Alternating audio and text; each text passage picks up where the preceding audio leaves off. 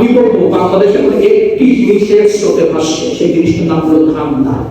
এবং এই ধান্দা যদি না থাকা যায় তাহলে যখনই যেটা আমার কাছে আমি ফিল করেছি যে এটা ঠিক না, অসংগত না, মানে অসংগত, আমি সেটার বিরুদ্ধে আমার জায়গা থেকে কথা বলেছি।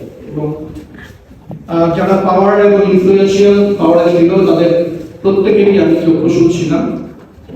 তাহলে আমার এই ব্যাপারে কোনো দ্বিধা নাই যে এই মুভমেন্টটা ব্যর্থ হলে আমাদের ঠিকানাটা কোথায়, এবং তাদের হিংস্রতা, তাদের কর্মকাণ্ড, এগুলো সবই আমার জানাশোনা, আমার সাথে দেখা। ছাত্ররা যখন আক্রান্ত হয়েছে প্রতিবারই আমরা দাঁড়িয়েছি তাদের পাশে, কাজে আমরা জানতাম যে কি হতে যাচ্ছে। এই জানার ফলে বিশ্বে আমার মনোজগতেও কিছু পরিবর্তন আসে, কিছু চিন্তা ভাবনা আসে। তো প্রথম আমার যে চিন্তাটা ছিল যে আমি কি করব এবং কি করব না, প্রথমে আমি যেটা ঠিক করেছি আজকে আমি এখন বলতেই পারি, কারণ বহু রকমের কথাবার্তা আছে। এবং যারা আমাকে জেনে তারা জানে যে আমি কোনো কালেই সুশীল না, এবং কোনো কালে ওই সুশীলতার ভাগটা দিয়েও আমি হাঁটি। আমার কথাবার্তা সবসময় দেওয়া, সবসময় দেওয়া ছিল, এখন দেওয়া। যদি আমার এই যে আমি যে পদে আছি সেই পদে থেকে তেরা কথা বলাটা কোথায় মানায় না, কিন্তু আমি কোনো সময় আসলে মানাতে চাইও না।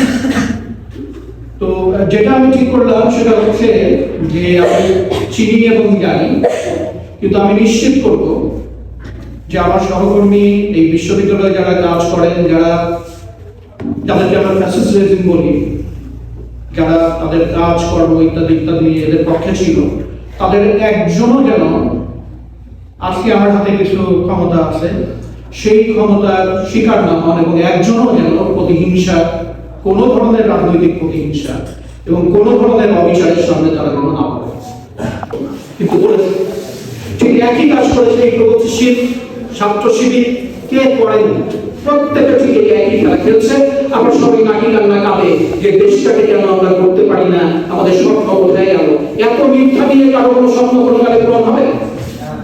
যে সত্যি কথা বলাই সেখানে